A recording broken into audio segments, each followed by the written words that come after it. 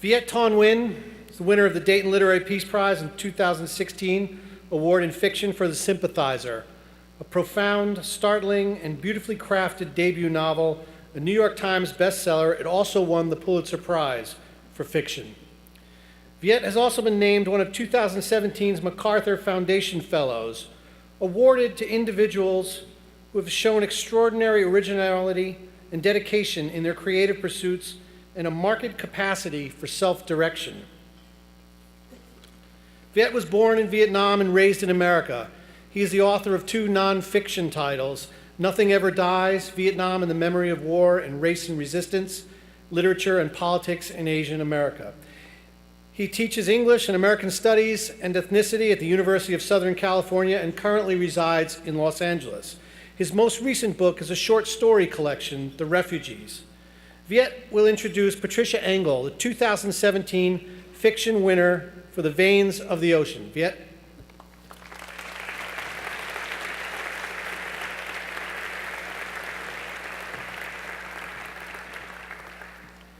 It's a pleasure to be back here in Dayton, especially on this occasion.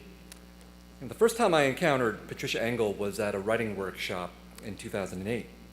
She shared a short story that instantly struck me for its vividness and intimacy.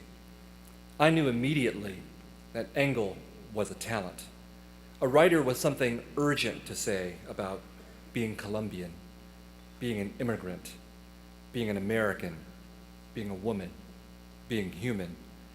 It didn't take long for other people to recognize the importance of Engel's voice. The short story became part of a luminous collection, Vida, published 2 years later, told from the viewpoint of Sabina, a Colombian immigrant. When I read The Veins of the Ocean, I was again struck by how immediately Engel pulls us into her world. There's that hypnotic voice, but also a bold and confident story that tells us in the first 2 paragraphs of a father who throws his infant son off a bridge. The son survives, rescued by a fisherman. The father, taken to prison, kills himself on the next page. But the real hook of the novel comes on page 3. A lot happens in the first 3 pages, let me tell you. I'm not giving anything away. Page 3, when the baby boy's younger sister, Reina, the one telling us this story, says, when our mother told the story of our father trying to kill his son like we were people out of the Bible, part of me wished that our papi had thrown me off that bridge instead. Engel indeed gives us a biblical story of the sins of the father visited on the son. For Carlito, that infant survivor, will in turn throw his own daughter off that bridge on the very next page. Except, in Carlito's case, his daughter will not survive. Both Carlito and his father are driven by very biblical and human emotions of jealousy, of rage over the supposed adultery of the mothers of their children. But Engel's novel is much more about Reina. Like a biblical villain, or a Shakespearean one, Reina has whispered in Carlito's ear the suggestion of his lover's infidelity. It is a thoughtless move born from her own jealousy, her fear of losing a beloved brother, and its consequences will be devastating. From these sins of the family grows a powerful novel of many branches, rooted in the lives of a working-class Colombian family in Miami that still dreams of Colombia. The compelling biblical story of sin and forgiveness, of crime and punishment, involves both Reina and her brother. Carlito is condemned to solitary confinement and death, and Engel gives us an understated but also unforgettable portrait of prison life, where solitary confinement is torture, and where all of us, as a society, are implicated in a carceral system that has given up on the possibility of redemption and transformation. That crucial possibility is what Reina seeks for herself, her journey taking her to a small job working at a dolphinarium, where she realizes that dolphins are prisoners too, kept for our entertainment in a confinement that is torture as well. What Engel makes us confront about prisons and dolphinariums is that what they do to their inmates is an open secret. We all know. We just ignore their fates or enjoy them, or both. The desire for freedom that is suppressed in these places is matched by the desire of people to escape other unjust situations, notably the man whom Reina learns to love, Nesto. Nesto was so confined by life in Cuba that he escaped and left behind a family that he yearns for desperately. For Nesto, Cuba is a prison. And periodically, throughout the novel, boats of Cuban refugees appear near the shores of Florida, where they become a spectacle for the beachgoers and a test. Help the migrants ashore or call the Coast Guard to prevent them from coming ashore. In Engel's expansive novel, which travels from Florida to Cuba and Colombia and back, life is full of such small tests, small but fundamental tests of our humanity, measured against our excuses and our justifications for the minor inhumanities that we live with every day. Marked by sin and crime, Reina Castillo is on a quest to understand her complicity in the injustices that she encounters, to take action to ameliorate these injustices, and to find forgiveness. Her life may seem unimportant to anyone but her and her family, but in Patricia Engel's beautiful and lyrical novel, Reina's quest to realize her humanity is epic. So, the novel suggests, is each of our own quests. Please welcome me please join me in welcoming this year's winner of the Dayton Literary Peace Prize in Fiction, Patricia Engel.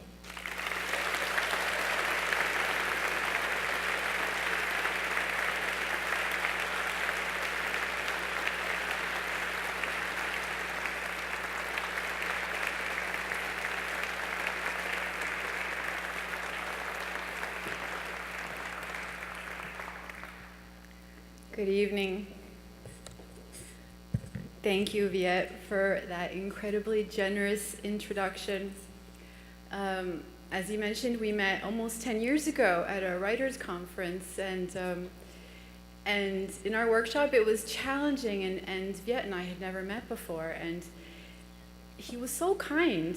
And obviously everybody knows how brilliant he is, and his genius just comes out in every sentence that he speaks, but he was so kind to me. And I've told him this before, but I don't know if he really gets it, just how much a few remarks that he made about that story that I wrote, that he read, basically kept me going until I completed the book. I received a lot of harsh criticism in that workshop, and Viet wrote me a note that said, "Ignore them all."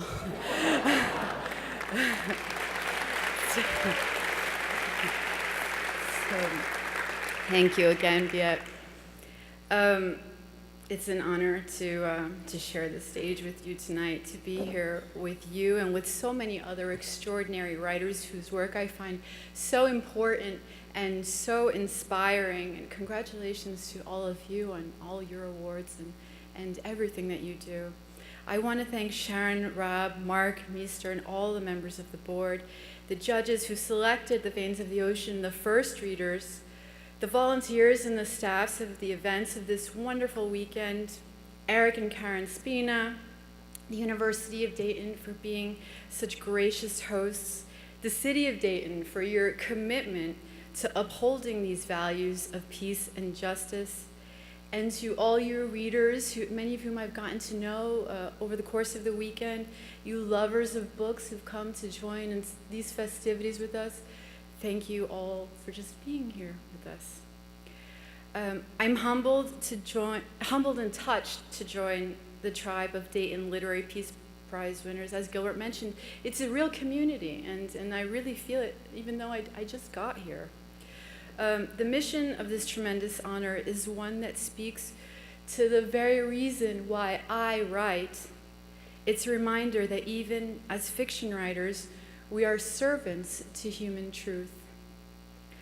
I consider the existence of this prize a revolutionary act. It's the declaration of literature as a weapon of peace, that books are more than a refuge or a pastime. They are arms because they allow us to see other worlds, live other lives. They are bombs of transformation, and of course, all this potential power is why literature is so often feared by oppressors. Through books, we see ourselves refracted, our own humanity and inhumanity on display. Books show us that all of life is a transformative act, and transformation is the enemy of injustice, which begs for stagnation and fears and resists evolution. Without transformation and evolution, we can never arrive at justice or peace. The Veins of the Ocean is a book about the prisons we all live in. It's about personal and institutionalized tyrannies, geographic and sentimental exiles, the legacy of trauma, captivity, loneliness, and dislocation. It's a book that asks, where does one find hope when there is no hope to speak of? And how do we forgive when forgiveness is not deserved or even asked for? Tonight, I'd like to consider the question of peace. Or more importantly, when it feels so far from our grasp, how do we get there?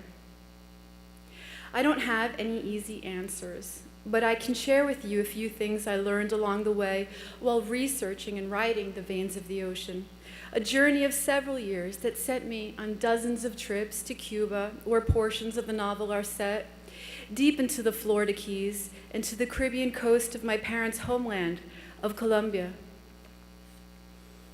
First, the opposite of peace is not only war, though war is certainly a consequence of its absence. My parents come from a nation that had not known peace for more than half a century until just last year. And even now, with peace being written into law, we see how delicate it is, perpetually at risk, with countless lives lost as a truly lasting peace hangs in the balance. It's too soon to tell what will become of this fresh peace, if it will endure, and how or if justice will even play a part. This is to tell you that I was born from a nation with a legacy of unrest, and as a citizen of the United States, I make my life in a nation that believes itself to be a guardian of peace, even as we have started and contributed to so many wars around the world. What's worse than reckoning with all the blood on our hands is accepting the blood we can't see. I believe peace begins with the individual. We often think of peace as the antidote to war, but what about our small, silent violences, the automatic neutrality, coldness, and indifference with which we walk through life? We are all quietly and even gently perpetuating injustice on one another, those we know as friends, or as we pass judgment on strangers on the street, or perhaps the person standing beside us, and even on our own family members, or those whom we profess to love most in this world.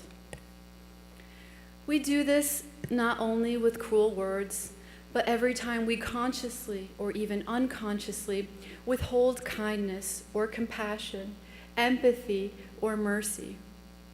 Every time we hold onto a grudge, every time we choose not to forgive, every time we see or learn of someone who needs help and tell ourselves, "Not my problem," and look away. The pursuit of peace demands action in everything we do. It's how we treat the most vulnerable among us when nobody is looking or around to praise us for it. It's how we treat the worst among us, including our most violent criminals. Peace is not an oasis. It's there, right next to us, waiting to be called upon. Yet we choose against peace every day in our small gestures of what we may consider to be benign negligence. My great-grandfather died in the Terezin concentration camp in Poland. He was not shot or gassed by Nazis like so many others. He starved to death, very slowly. He was killed by an extended act of negligence. But I have asked myself many times, who is more guilty or responsible for this negligence? His Nazi captors, or the world that stood by, watching, yet doing nothing?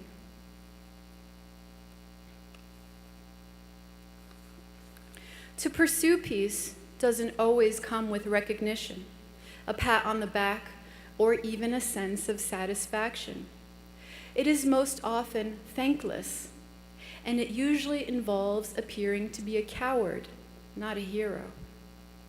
History teaches us that the first tactic of a tyrant in turning the masses against a minority is to dehumanize them, eroding the bridge of empathy in order to create a common enemy and destroy them, either with the swiftness of a genocide or perhaps little by little, day by day, year by year, generation after generation. We don't realize how easily we fall into compliance, accepting the reduction of a people or peoples, gullibly embracing fabricated narratives that are thrust upon us to create divisions and manipulate us into believing differences devalue people rather than make them worthy of appreciation.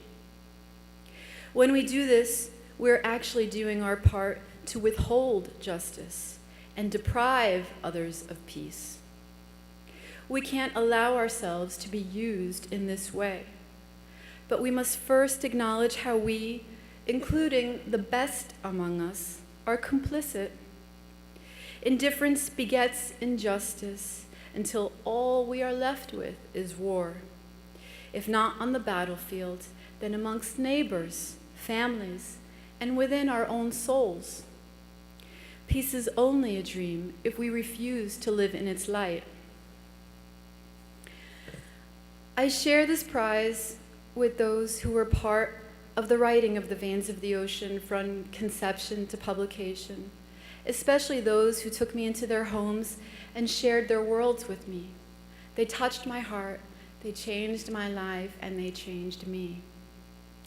I thank you all again for being here tonight, for your kind words, for listening, and for reading.